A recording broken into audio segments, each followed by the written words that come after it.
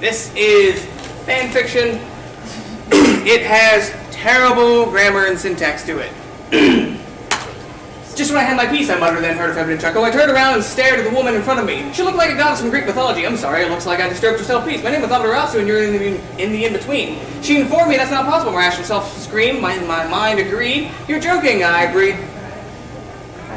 Does anybody even want me to finish that? Please no. Yes. End the suffering. Thank you. Please no. Yes. This is a little better. Masayuki Panchiro quietly sat in his study, reading over a strange book as he copied several verses onto another sheet of paper and penned his own commentary beside the books. The book had Biblio written on it, in both Portuguese and Japanese.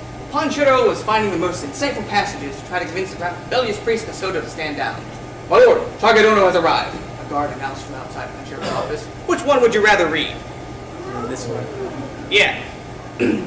Every bit of dialogue has its own paragraph, and it's best, even if somebody is talking and another person isn't talking in between them, if it's a monologue that other people are involved in, separate thoughts, you may want to break it up. A paragraph really shouldn't be more than 4 lines long.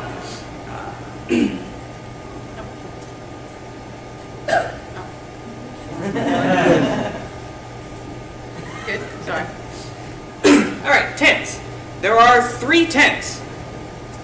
There are future tense. That will be a 10 someday. There is present tense. That is currently a 10. And there's past tense. That will be a 10. Something you have to remember is if you're writing a story in a particular tense, you have to remain in that tense. If you're writing, I did this, I did that, don't in the middle of a sentence say, Steve did this, and then is doing that.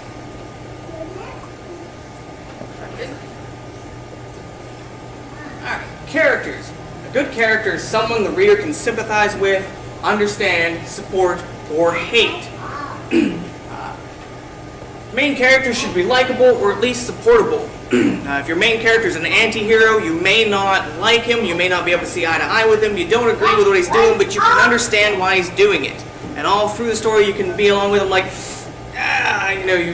the ends to a means, you're doing the right thing but not in the right way. Yeah, you're defeating the Dark Lord, but you're murdering a bunch of civilians in the process.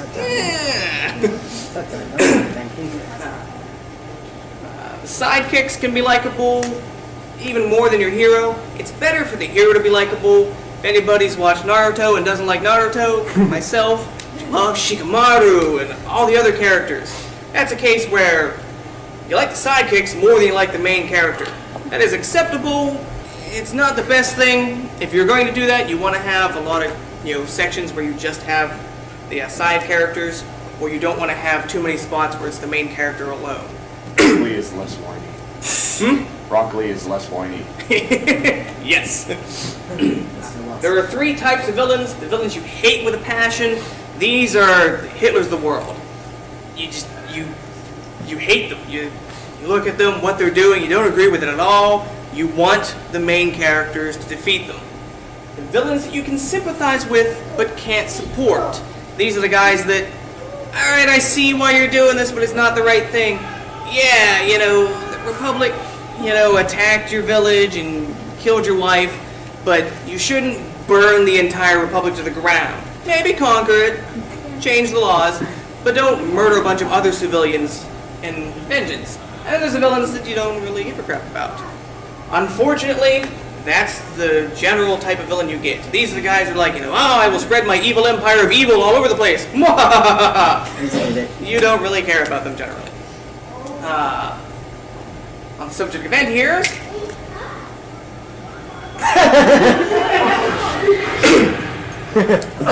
how many people watch DBZ and Vegeta is their favorite character?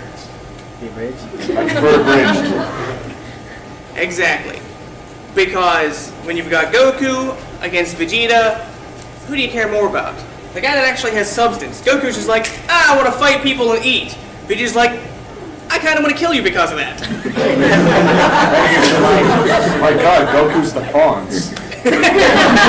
Hey, that's Good villains. If you're your villain ever says something akin to "I am evil," you got a bad villain. Nobody actually thinks they're evil. Remember that in your story, the main character is the main character. But for the sidekick, he's the main character of his own life story. And that's how he goes through life thinking, this is my story. I'm helping Steve. He might be, the chosen one, but I'm helping Steve. The villain's looking at it like, I gotta kill Steve. This is my life's goal. This is what my story's about. He's popular at least. The best villain is also often the one that you can see, like I said, the one you can see eye to eye with, but just can't agree with. Or even if you can agree with them, but it's like, you're not doing it right. Heisenberg. Every villain is a hero in his own mind. The exception to everything I just told you is parody or satire. However, if you're writing a parody, Dynasty Heroes was, you have to remember that any rule that you break must be intentional, must be to lampshade it, and you must make it obvious. The Scary Movie series, which is actually a poor example, First two. but yeah.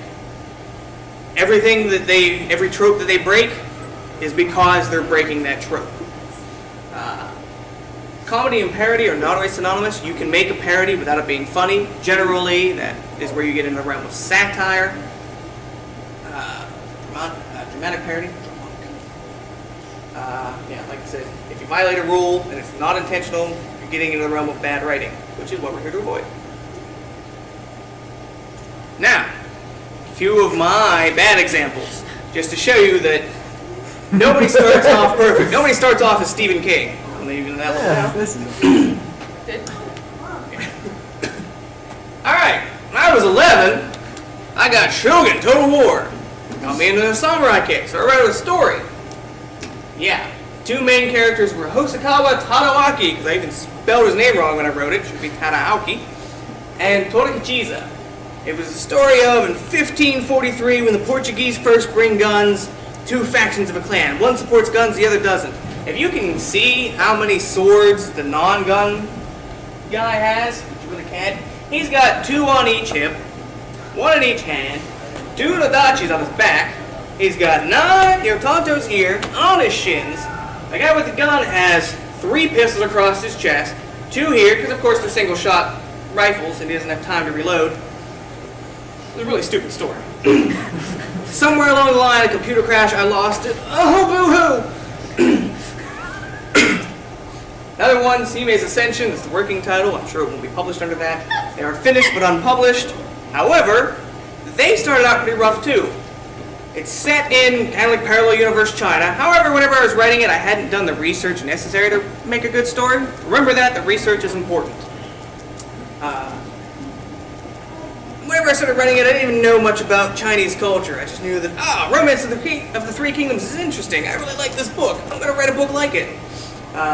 Main character Ling Pao, the daughter of Ding Pao. Wait, in China, the surname comes first. So that changed to become Ling Pao, the daughter of Ling Dao. Alright, now we're making a little more sense. We also have her agent advisor, Ko-san. It's actually pronounced Sao-san. Alright. And his adopted son, and his natural son, Ryu-san and Sao-sun. Wait, Ryu isn't Chinese, that's Japanese. And why would he take his father's given name instead of his surname whenever he got adopted? So that became Sao-ru and Sao-sun. And then we have this big beast of man. Diablo. Even wrote it in there. Alright, he's from Spain. Spain didn't exist in 200 AD. Neither did the Spanish language. So he became Mahdi. Two of my good examples. My name is Demora. Mora was a 14-year-old summoner. She was abused as a child because her mother died when she was born. And her father, who was a good man at one point in time, kind of cracked under the pressure, started abusing her. She can summon monsters from another realm. This is the main character of Nick 3 Entertainment's one game, Monster.